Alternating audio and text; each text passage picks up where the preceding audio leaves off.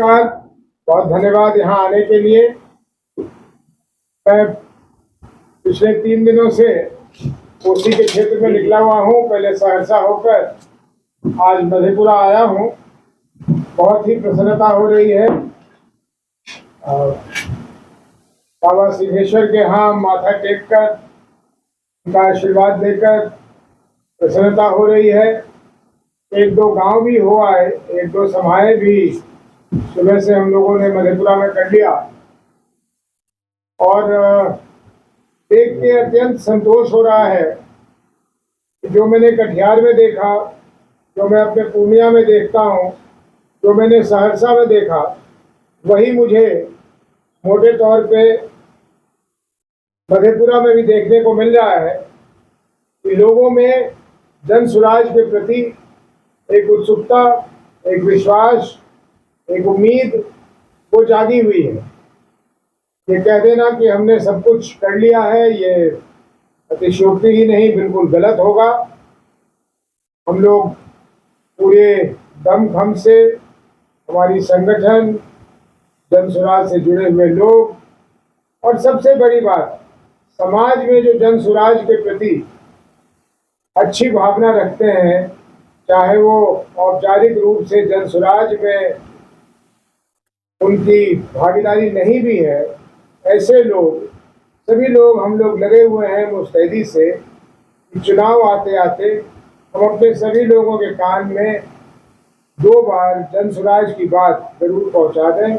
और मुझे यकीन है कि आने वाले चुनाव में जन सुराज को बहुत अच्छा परिणाम मिलेगा और बिहार के लोग अत्यंत ही प्रसन्न होंगे कि उनके ये अथक प्रयास से जो बिहार में बदलाव की वो कल्पना कर रहे हैं, उसको उन्होंने साकार कर लिया। कोई प्रश्न हो तो प्लीज पूछिए। जब आप आज गांव में गए, सभी जगह किस तरह से आपको प्यार मिल रहा है, लोगों का सपोर्ट मिल रहा है और क्या सुनने को मिल रहा है? देखिए, कोसी क्षेत्र है, यहाँ मेरी पहचान लोगों के बीच सिर्फ कोई राष्ट्रीय अध्यक्ष जन सुराज पार्टी के तरह से नहीं है। मुझे कोसी के लोग अपने घर के बच्चे की तरह या बुजुर्ग की तरह जानते हैं। बहुत लंबे काल से हम लोगों का पूर्णिया, सहरसा, मधेपुरा का एक लगाव रहा है। अनेकों गांव में मेरे रिश्ते हैं, रिश्तेदार हैं। अनेकों गांव में लोगों का आना जाना हमारे यहाँ हुआ है। इससे जहाँ तक प्यार और सम्मान की बात है, तो जितना बोलूँ वो कम है। बहुत ही प्यार मिला। सर, जिस तरीके से प्रशांत जी बिहार के अलग अलग हिस्से में जा रहे हैं, भीड़ उमड़ कर आ रही है, क्या लगता है जो भीड़ है वो वोट में कन्वर्ट हो पाएगा? बिल्कुल नहीं। भीड़ और वोट का कोई ताल्लुक नहीं है, कोई संबंध नहीं। मैं ये कह सकता हूँ कि मुझे सौभाग्य प्राप्त हुआ है कि देश के गिने चुने बड़े रैलियों को आयोजित करने में नेताओं के लिए मैंने वो किया है। मैंने खुद एक वेदना प्रदर्शन दुनिया में किया था। जो लोग कहते हैं कि सीमांचल में उससे बड़ी सभा कभी हुई नहीं है, लेकिन भीड़ वोटों में तब्दील हो जाए, ये गलत भ्रम है। भीड़ वोट में कब तब्दील होती है, वो भीड़ क्यों आई है, ये बहुत जरूरी है। वो भीड़ कैसे आई है, वो बहुत जरूरी है। और वो भीड़ क्या ग्रहण करके जाती है उस सभा से, ये भी उतना ही आवश्यक है। मुझे लगता है कि प्रशांत जी को सुनने वाले जो लोग, वो प्रशांत जी को देखने के लिए नहीं आए, क्योंकि प्रशांत जी किसी बड़े पद पे नहीं बैठे हैं। कोई प्रधानमंत्री नहीं है, कोई मुख्यमंत्री नहीं है, कोई बड़े मंत्री नहीं है। प्रशांत जी हैं और उनको सुनने के लिए कोई पैदल चल के या कोई परेशानी उठाकर आए, वही व्यक्ति आएगा जिसको शौक हो कि सुनने का कि वो क्या कहते हैं। जब वो बोलने लगते हैं तो आप उनकी सभाओं में, अक्सर मैंने देखा है यूट्यूब के माध्यम, उनकी सभा में मैं गया नहीं हूँ अभी तक, लेकिन मैंने देखा है कि धीरे धीरे जो भीड़ है उसकी बॉडी लैंग्वेज बदलने लगती है और जब तक सभा समाप्त होगा, भीड़ उत्साहित होगा। भीड़ में एक उत्साह जो उसके आने के समय में नहीं था, वो उत्साह दिखने लगता है। अगर इन तीनों बातों को साथ में जोड़ कर देखा जाए तो ऐसा लगता है कि ये भीड़ जो आ रही है, इसमें से अधिकांश लोग ये मन बनाकर जा रहे हैं कि उन्हें जन स्वराज के साथ मिलना है, उसका सहयोग करना है, और ऐसे में मैं समझता हूँ वोटों में तब्दील है। तीन मुख्य बड़ी पार्टियां, जो दो रीजनल और एक नेशनल पार्टी आपके सामने हैं, तीनों आपके लिए बड़ी चुनौती खड़ा कर सकती है, तो किसे आप प्रतिद्वंदी मानते हैं? मैं गिनती करी, मैं कंफ्यूज हो गया। दो रीजनल एक नेशनल नहीं भाई, दो रीजनल और दो नेशनल है। अगर आप गठबंधनों की बात कर रहे हैं, कांग्रेस ने भी मैंने आपको बिहार के मुख्य बहुत बताया स्टेटस अपना कांग्रेस से नहीं खोया है। चलिए आपका प्रश्न का उत्तर दे दूं। हमारे लिए इन दोनों घटक, ये दोनों अलायंसेस में से कोई भी चुनौती नहीं है, क्योंकि हम इनकी एग्जिस्टेंस को ही नहीं मान रहे। ये बिहार में है, हम इसको मान ही नहीं रहे। ये हमारे सोच के अलग है। हम लोग आए हैं अपनी जनता से बात करने। हमें ना बीजेपी के घटक से मतलब है, ना कांग्रेस के घटक से मतलब है, ना आरजेडी, ना जेडीयू, हमें कोई मतलब ही नहीं। हम अपनी संवाद सिर्फ अपने लोगों से कर रहे हैं और अपने लोगों को समझा रहे हैं।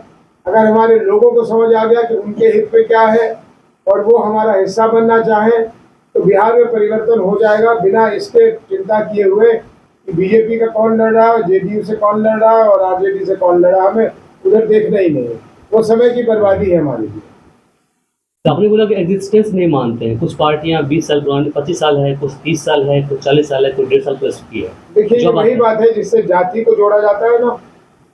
लोग अभी तक जन्म से जाति को जोड़ देते हैं। अगर मैं जिस खानदान में पैदा हुआ, मैं जीवन भर उसी जाति का रहूंगा। तो ये एग्जिस्टेंस में बहुत पहले आए थे। कांग्रेस पार्टी बहुत पुरानी है, हमारे बाप दादा के जमाने से पहले की पार्टियां कर्म से जानी जाती है।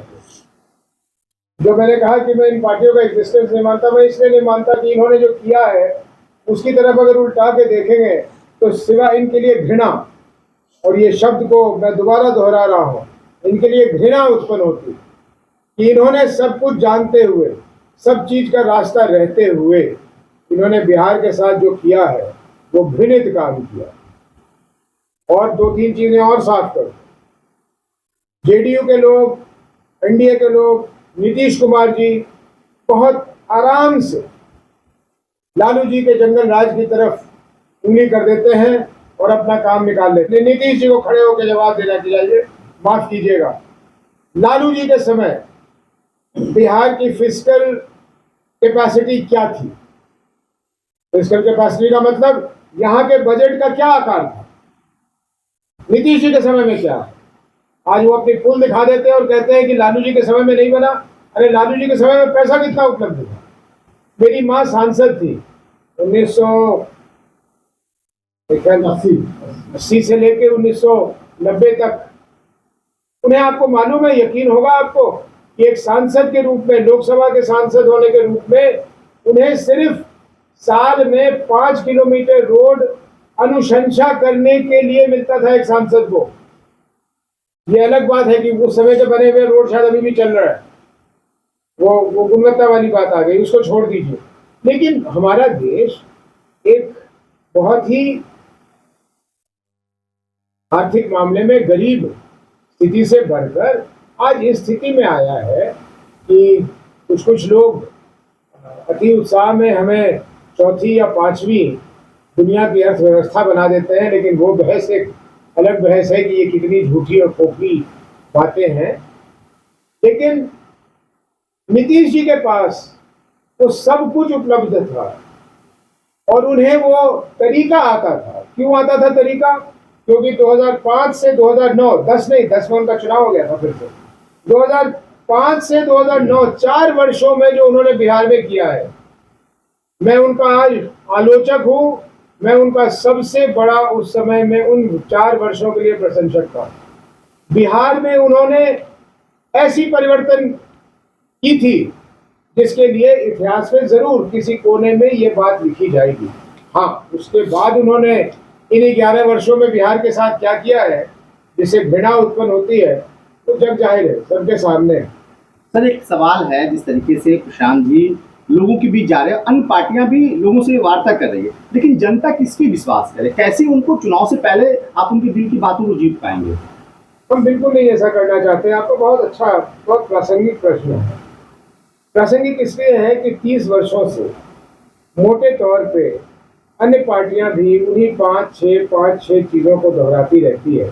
नीतीश जी को याद कीजिए, 2005 में उनका न्याय यात्रा निकला था। वो न्याय यात्रा का पहला मुद्दा था, जंगल राज से वो बोलते रहते हैं, वो रटा हुआ है उनको, लेकिन उनका पहला मुद्दा था हम पलायन रोकेंगे। 20 वर्षों के बाद पलायन बढ़ गया। ये क्या दिखलाता है? या तो आपकी नीयत नहीं थी, या आपको पता ही नहीं कि उसको कैसे रोकना है। तो इसलिए हम लोग, आपने जो पूछा कि जनता कैसे विश्वास कर ले, हम तो कह ही नहीं रहे जनता को कि हम पे विश्वास करो। हम तो घूम फिर के जनता को ये कह रहे हैं अपने आप पर विश्वास करो और अपने लिए किसी चीज की दुआ करो, अपने लिए किसी चीज की मांग करो, अपने बच्चों की तरफ देखो। पार्टी का नाम, जाति का नाम, किस नेता को तुम पसंद करते हो, कौन सा नेता क्या के यहाँ बढ़िया मार रहा है, झूठ बोल रहा है, उसकी तरफ ना देखकर मुड़कर अपने बच्चों की तरफ देखो, अपने बूढ़े माँ बाप की तरफ देखो, अपनी पत्नी की तरफ देखो, अपनी दुख तकलीफ को सुनो। जन स्वराज क्या तुम्हें कहना चाह रही है वो सुनो, क्योंकि जन स्वराज मूलतः अभी भी एक अभियान है। पार्टी इसलिए भी पार्टी चाहिए, नहीं तो वोट लोग किसमें देंगे? अभियान को कैसे वोट दे देंगे? लेकिन हम मूलतः एक अभियान है। हम बिहार के लोगों को ये बतलाना चाहते हैं कि उठो भैया, जागो, देखो। और मुझे लगता है कि जब वो जागेंगे तो अपने आप पे तो विश्वास करेंगे। सर बिहार मेरा आपसे एक आखिरी सवाल ले लीजिएगा सर। मेरा सवाल ये है कि राजद और कांग्रेस कहती है कि जन स्वराज पार्टी AIMIM की तरह बीजेपी की बी टीम बनकर रह गई। इस पर क्या? कुछ दिन पहले तक मैं ऐसे प्रश्नों का जो वो पूछते हैं आप नहीं पूछे, इसका जवाब नहीं देना मैंने बंद कर दिया। समय की बर्बादी है। पूछने वाले को जो आईने के सामने खड़े होकर देखना चाहिए कि वो जो सवाल पूछता है उसमें कोई दम है। कोई आदमी, या अब तो कोई आदमी नहीं, अब तो लाखों लोग पैदल पैदल चलकर गांव में घूम रहे हैं अपनी बात कहने के लिए, किसी की बी टीम होने के लिए। और वो गणित बताएं। हमने तो कहा कि हम 243 सीटों पे लड़ेंगे। आपने जितने जनों का नाम लिया, किसी में तो ये दम नहीं है कि वो 243 सीट लड़े। तो वो कोई गणित बता दे कि हम ऐसे कैंडिडेट, ऐसे उम्मीदवार खड़े करेंगे उन 243 सीटों पे जो गिन के बीजेपी की वोटों को छोड़ देगा और यूपीए की वोटों को काट लेगा। तो ऐसी गणित उनको हो तो वो बताएं, क्योंकि फिर तो उसमें शोध होगी। तो इसलिए ये फजूल की बातें हैं। डर उनका बोल रहा है, उनका शर्म उनको बोलने नहीं दे रहा, उनका डर उनसे ये बुलवा रहा है। इन बातों का कोई मतलब नहीं। सर, आप बिहार के पूर्णिया से आते हैं, एक सवाल है, जिस तरीके से बिहार में चुनाव काफी नजदीक होता है, ऐसे में जो जातीय बातचीत बहुत ज्यादा वो होता है, तो ऐसे में कैसे उन चीजों को आप फेस कर पाएंगे? ये बहुत लोगों ने पूछा है। मेरे ख्याल से उचित प्रश्न है कि बिहार जातिवाद में घिरा हुआ, लेकिन बिहारियों की आदत है अपने आप को ज्यादा दोष देने का। बिहारी थोड़ी घिरा हुआ है, पूरे देश में जातिवाद है। गुजरात में नहीं है क्या? तमिलनाडु में नहीं है क्या? आंध्र प्रदेश में नहीं है? सब जगह है, हमारे यहाँ भी है। लेकिन इसमें जन स्वराज को क्या परेशानी है? आप अगर हमारे कार्यकर्ताओं से, सामान्य कार्यकर्ताओं से मिल लेंगे और उनसे अगर पूछ रहे हैं, उनकी जाति पूछ लेंगे, तो आपको पता लग जाएगा। भाई हर जाति में अच्छे लोग हैं ना, तो मुझे किसी अमुक जाति का ही व्यक्ति को देना है टिकट किसी कारण से, उस जाति के अच्छे लोग को हम टिकट देंगे, दिक्कत कहाँ है? सर एक बात और है, सवाल आपने ही बोले हैं कि हमारे जन स्वराज पार्टी के प्रशांत किशोर जी न प्रधानमंत्री है न मुख्यमंत्री है, फिर यह अभियान के तहत अर्थव्यवस्था कहाँ से होती है? आवाज आपका कहने का मतलब यह है कि प्रशांत किशोर अगर प्रधानमंत्री नहीं बने, मुख्यमंत्री भी नहीं बने, तो अर्थव्यवस्था कैसे ठीक हो जाएगी? इस अभियान में कैसे खर्च हो जाएगा? अब समझ में आया आपकी प्रश्न। देखिए, ये नीतियों से अर्थव्यवस्था बनती है, व्यक्ति से नहीं बनती है। ये 2014 के बाद आदत पड़ गई है कि कोई 56 इंच का सीना, कोई 44 इंच का सीना लेके कहता है मैंने कर दिया। मैं कोई नहीं होता। अर्थव्यवस्था को चलाने के लिए मैं नहीं चाहिए, अर्थव्यवस्था को चलाने के लिए नीति चाहिए और नियत चाहिए। न इन लोगों की नीति है, न इन लोगों की नियत है। इसलिए प्रशांत जी मुख्यमंत्री बने ना बने, प्रधानमंत्री बने ना बने, उदय सिंह कुछ बने ना बने, उससे जो चीजों की हम बात कर रहे हैं उसमें कोई असर नहीं होगा, क्योंकि ये जन स्वराज पार्टी के नीतियों में निर्धारित होगा कि ऐसे चलना है और वैसे चलेगा, निश्चिंत रहिए।